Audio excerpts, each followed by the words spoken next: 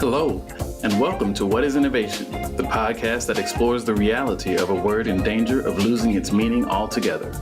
I'm your host, Jared Simmons, and I'm thrilled to be joined by Cynthia Kane. Cynthia helps people enhance their lives and relationships by teaching them how to become less reactive in difficult conversations and speak to themselves, others, and their environment in a kind, honest, and helpful way. She has taught over 70,000 people how to change the way they communicate through her books, best-selling Daily Own course, and the Kane Intentional Communication Training Program. She's a certified meditation and mindfulness instructor, breathing coach, and founder of the Kane Intentional Communication Institute, LLC. Cynthia, welcome to the show. Thank you. I'm happy to be here with you. I'm so excited about this conversation. Let's dive right in. Okay. What, to your mind, is innovation? So this word feels really big to me. I was sharing before. So when I think of what innovation is something that sparks people's imagination, their curiosity. It is also something that is for everyone in terms of practice. And it is something that has maybe been done before, but never in a way that is being presented. Does that make sense? It makes perfect sense. It makes perfect sense. The beauty of your answer, I think, hinges on one word and kind of builds out around it. But the word it hinges on in my mind is practice. Mm-hmm. Yeah. And I know, as we just heard your amazing background, I know as a musician, the word practice sounds different to me than it does to other people. Like people in the more of a traditional corporate background. Yeah. I'm imagining the word practice coming out of your mouth means something different from what some of our listeners might be hearing. So tell me more about practice. So practice for me means implementing on a day-to-day basis something that may be challenging for you. It's trying to bring in a way to help you reach potentially a goal, or within communication, let's say, if we want to be able to speak in a more calm, kind, conscious, and compassionate way, we have to start practicing doing that in our day-to-day lives with really small situations, right? We begin really within maybe just one conversation. Our intention is to practice seeing with friendly eyes. And so we take one conversation, we implement that practice, we see what happens with it. Does it work? Does it not work? Or what have you? And then we move into the next. For me, practice is really, I believe that's what communication is. It is a practice. Communication as a practice. Yeah. When I think of practice, I think of creating low stakes, private situations to get better at things. Yeah. So when I'm practicing piano, I'm not practicing in Wrigley Field or at the Hollywood Bowl. I'm practicing in my room. Yeah. It's those smaller moments, right? Yeah. And let's say you are at Wrigley Field, all that practice is going to show. Right, exactly. I would imagine that for a lot of folks that you've trained and other people, every moment, whether it's a small meeting or a meeting with your manager, there's only one other person in the room, 2, 4, 8, every moment can feel like that Wrigley Field, Shea Stadium kind of moment. Yeah. So how do you help people think about practice in that context? Well, so a lot of the work, like in this regard, really is to take the moments that feel really big and see if we can make them feel smaller. By bringing it back into this idea that this is every interaction you have is an experiment. Every interaction you have is a time for you to play around with the practices that you're learning. It can take potentially the pressure off of like the big feelings that we get around meetings and so on and so forth. But it has a lot to do with understanding what is a really big deal and what's a little deal, because right now a lot of things feel really big moments, and they're often not. It's just the way that we talk to ourselves about certain meetings or certain sessions and so on. How do we change, and this is an unfair question because you've got entire courses on this, but how do you think about changing the way you speak to yourself? Yeah. So this is one that is really common, right? We all talk to ourselves, whether it's through the way we think, through the way we write, through the way all of it.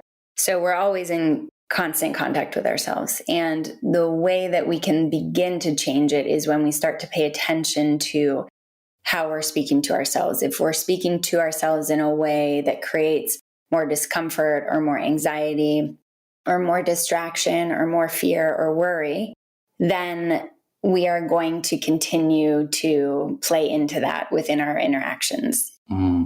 So we start to notice, are we speaking to ourselves in a way that's kind, honest, and helpful? And if we are speaking to ourselves in that way, then we know that we're going to be able to express ourselves more clearly and consciously and compassionately to others, right? Without blame or resentment or all of the insecurity that we can feel coming out as well.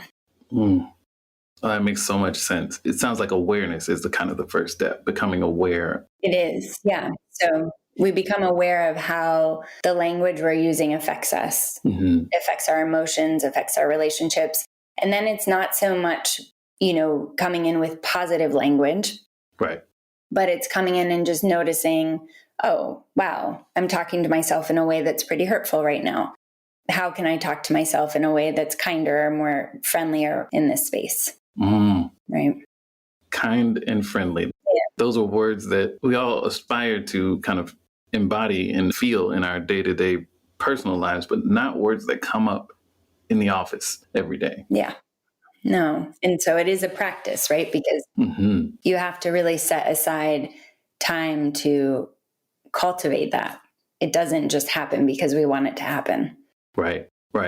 And I can imagine thinking about this and talking about this at the individual level. People use words like culture, environment, things like that. Culture to me is a collection of individuals. And so I would imagine that everything you just said could almost be extrapolated to say, okay, how does your environment, how does your culture, how do your people talk to each other? Are they kind, honest, and helpful with each other? I would imagine that could shape the culture and the environment in the office. 100%. And I think that with the work that I do, sometimes people are surprised that I do focus so much on the individual. And it really is, though, each person forms that collective, right? So if we are talking to ourselves in a kind way, then we're talking to others in a kind way. And we don't have to use dialogue scripts or break off into groups and have forced conversations. It really just becomes a natural way of connecting. That's such an important word, natural way of connecting, because so much of the work that happens in innovation and just management of day-to-day business, so much of it is complex and unknowable and dynamic. It feels like being able to communicate and collaborate in a way that is natural just keeps from adding one more thing to have to think about and have to organize and what framework am I going to use to communicate this? How am I going to approach this person? Which personality assessment should I use to understand how this person thinks or feels or behaves? Yeah, so much thought. So much. There is. And that's why I talk about how once we are able in those unpredictable situations or those challenging moments to feel calm, then we can actually access our own words. We can access the clarity we need. So we don't have to work ourselves up so much trying to figure everything out beforehand or make sure everything goes perfectly, because then we know, okay, here we are, we're in a real life situation. It's not going the way that I just planned it. How do I actually navigate? Right. Sounds like it frees you up to think more about the problem and the shared opportunity or whatever you're trying to accomplish. Exactly. Versus manufacturing a method of communicating based on, as I think about what you're saying, it's making me realize a lot of times if we're trying to find a structure or a way of thinking or all those things, we're probably basing it on what we perceive to be going on in the room. And I've learned over my years that I'm not a good judge of that, and most people aren't. My fears, I usually project more my insecurities on facial expressions, on body language and all those things. Oh, this person's bored. I knew I was boring. Right. This person's already checked out. I knew I was going to lose people with this slide. So I really like the element of focusing on yourself and focusing within first. I could imagine it could help me and others better react and respond to what we're seeing in the room. Mm-hmm. Well, and also I think what you touch on is also that notion that it's really hard to be present and actually know what is going on when we are stuck in our heads about what is going on, right? Because there is a difference between our thinking mind and existing in the space that we're in. And so a lot of it also is, how can we be present in a conversation without letting the thoughts distract us, but being able to really see what is happening and see it clearly, right? Right. That's so well said. I think the seeing it clearly aspect of that it's challenging. Yeah, exactly. It's very hard to do. I'm not saying any of this is easy, by the way. What I love about what you're doing is you're making it simple. Yeah. And you're making it simple so that you can make it accessible and people will engage with it. Yeah. Making it simple doesn't make it easy. Correct. Yes. But leaving it as this big, complex, unknowable, unassailable behemoth of a problem does no one any good. Because simple and easy are different things. Yeah. And I think sometimes people feel like they have to meet complexity with complexity. And I love your approach, which I aspire to, which is to meet complexity with simplicity. Yeah. Because that's the more sustainable path forward. So we've talked about what innovation is. What isn't innovation? Innovation isn't static. I feel like it moves, it breathes, it's fluid, it can respond really like quickly, but in a very open way, right? It isn't static. I'm hearing open and responsive. Yeah. In a way that isn't, I don't hear any sort of critique or judgment in your definition. No. I mean, I think that it can be guided, right? Right. But there's a dynamism in how you're describing it that comes through. And I think that dynamism is, I could imagine that it might be intimidating for some folks. People who are responsible for delivering specific outcomes on a specific timing. Yeah. People who have expectations that they've placed on themselves, that others have placed upon them, a fluid approach, open approach, a dynamic approach, things that change from one day to the next, one consumer conversation to the next, one competitive response to the next, could be upsetting or disconcerting to people who have high stakes expectations placed upon them. Yeah. Are there folks through your courses, through your training programs and things like that? Is that something you see people struggling with? Yeah. It's a very different way of approaching conversations. It's a different way of approaching just day to day. Being able to find a way to allow what is happening to be happening and to be in a conversation and it go a different direction, right? Or to show up with, we have a plan A in our mind and we have an expectation and then suddenly it's completely different. And for us to be able to find a way to keep moving forward can be very challenging in that moment when we want to maybe dig our heels in and stick ourselves to what it was supposed to look like, what it should have been, why wasn't it this way, right? We can get really stuck.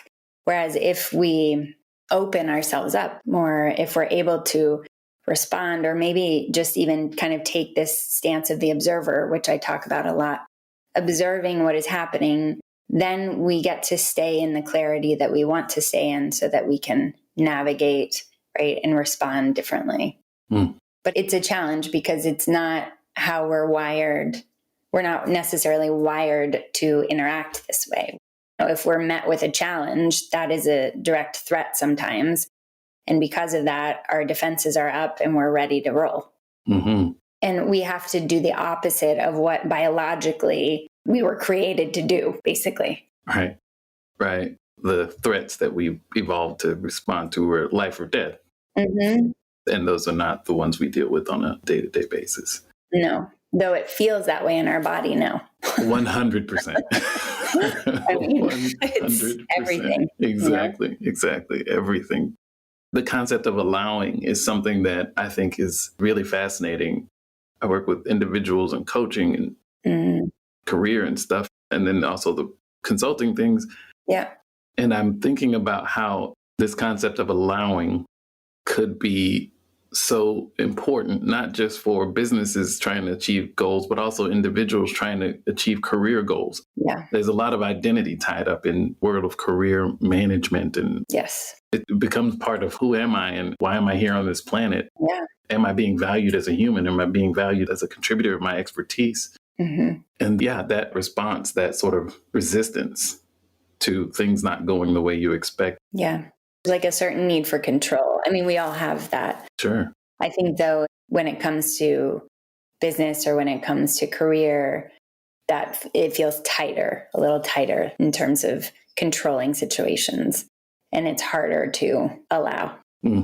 Tighter. That is another great word. So many great words. That's the only word I could think of. I'm just circling and underlining words like, okay, how do I figure out how to use that word that way?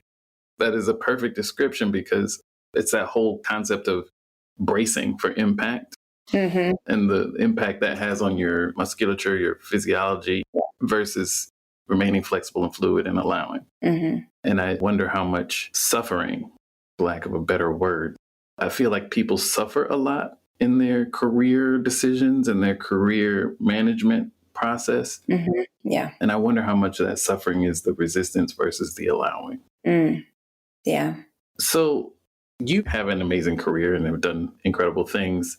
As you look around at your career and what you've built, are there any thoughts on how innovation might have knowingly or unknowingly played a role in that for you?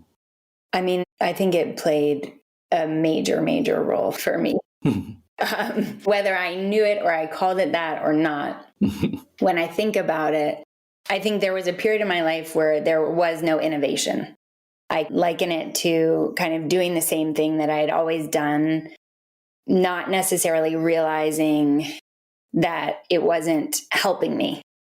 And then I lost my first love very unexpectedly, and it threw me kind of into this whole trying to figure the world out.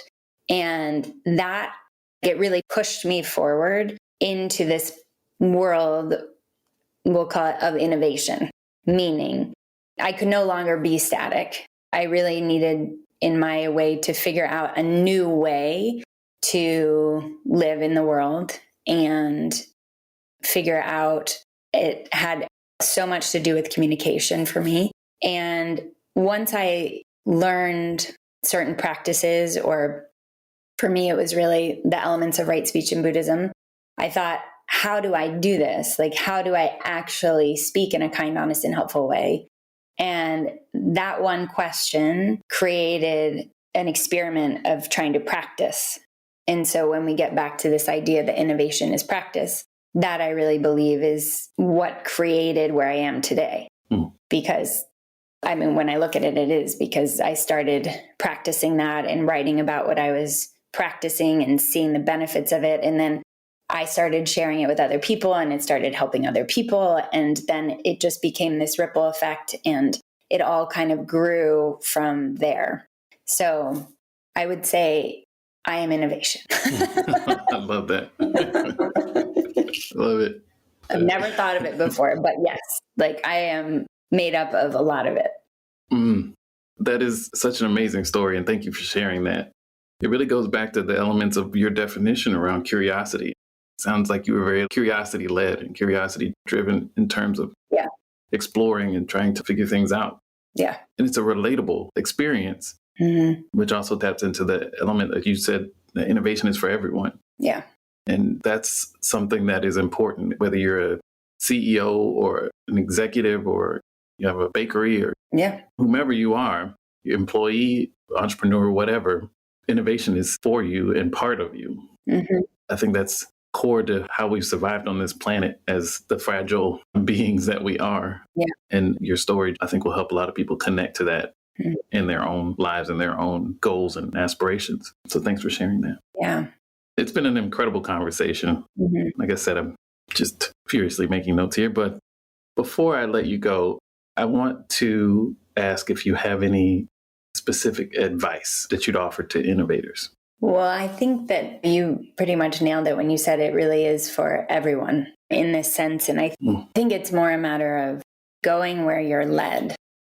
I think that there's an easy way and there's a hard way. And I think as innovators, or with this idea of innovation, I don't think it needs to be hard. I think it can be easy. So I think that my advice would be go where it's easy, go where it feels easier for you, because I don't think innovation is something that it's more like a flowing river as opposed to jumping hurdles, if that makes sense.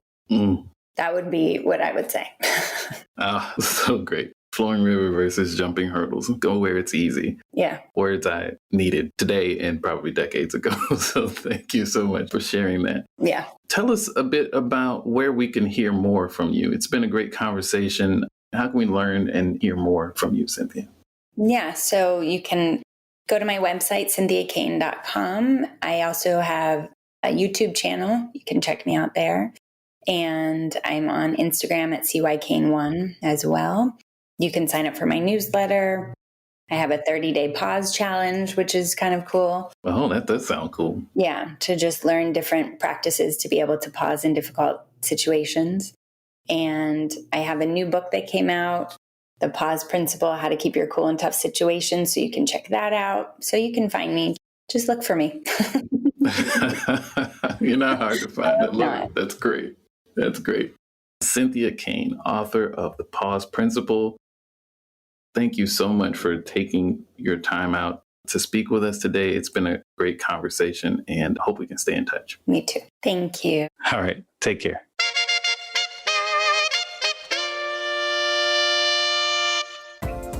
Thanks so much for listening.